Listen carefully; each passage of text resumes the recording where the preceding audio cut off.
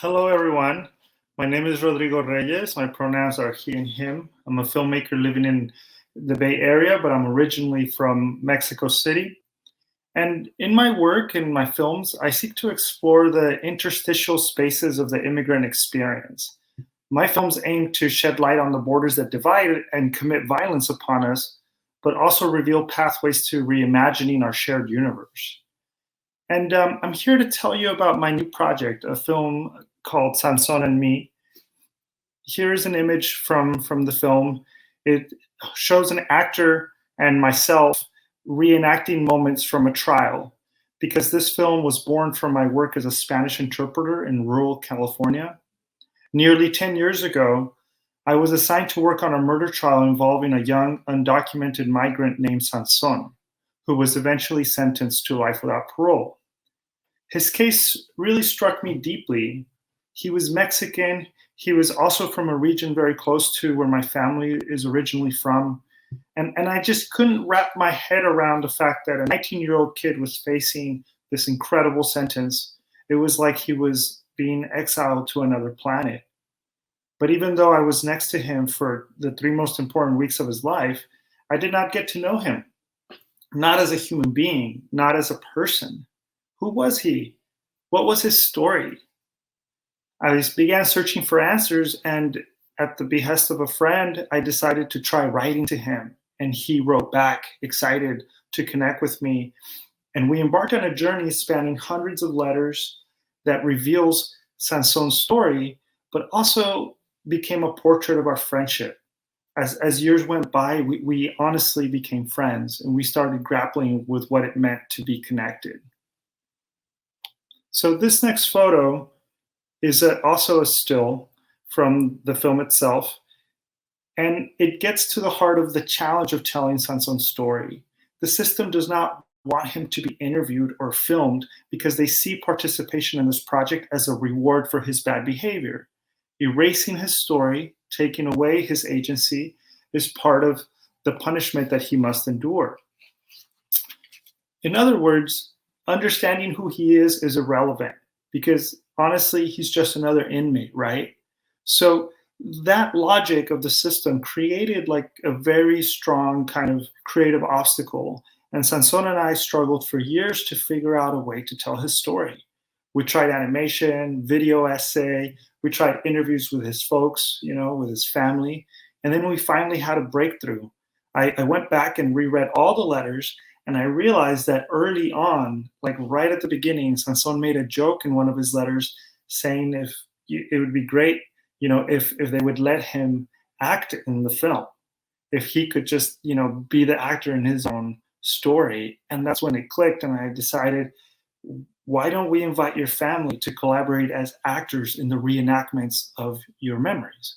So in this still from the film, it's the very early moments of Sansón's life, and his sister is playing his mom, his nephew, her uncle plays his dad, and his nephew Miguelito, who Sansón has not ever met in person, is playing Sansón himself.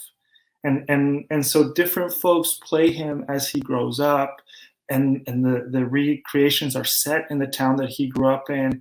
And the result is a really vibrant celebration of his journey that is very cinematic, very, very raw, because the performances aren't like trying to hit some sort of melodrama.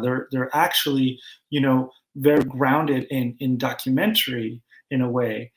And the journey as we go through it and we follow Sansón into the US will reveal how the systemic forces of inequality, immigration, and criminal justice have intersected and affected his life. And in parallel to this story arc, the film is also a story about the process of telling stories and how our friendship grows and matures in collaborating on the film. It's a bumpy journey. Sansón and myself, we both have to confront our limitations and be open and vulnerable to each other, but this echoes the larger societal effort that we have to make to really tell stories of incarceration in a more honest and less didactic way. So this last photo is actually showing Sansón himself during one of my visits to Pelican Bay State Prison, which is a maximum security prison where he's being housed. And at that time, he had been there for several years.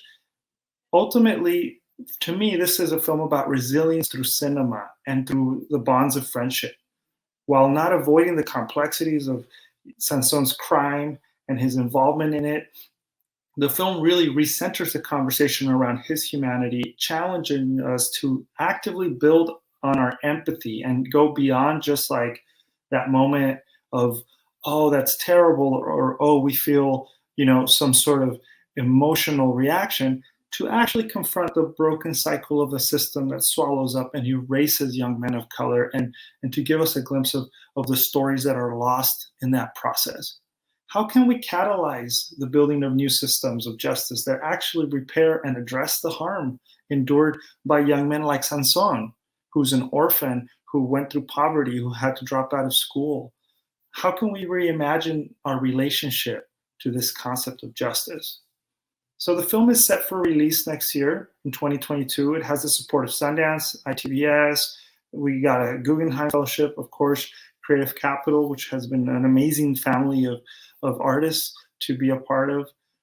But my hope is that once it's released, the film will have an impact beyond just the festival circuit. And I hope that this presentation inspires you to join us in building that impact campaign. We're seeking access to stakeholders, policymakers, and folks who can expand the footprint of this film. Specifically, I'm hoping to find partners to build writing workshops for incarcerated youth, but also their parents, including immigrant parents. So bilingual workshops in English and Spanish. If you know of any facilitators or potential partners, writers who are in tune with the universe of this story, I would love to connect with them. Thank you so much for being here. Thank you so much for your attention, and congratulations to all the other awardees. This is amazing. Thank you.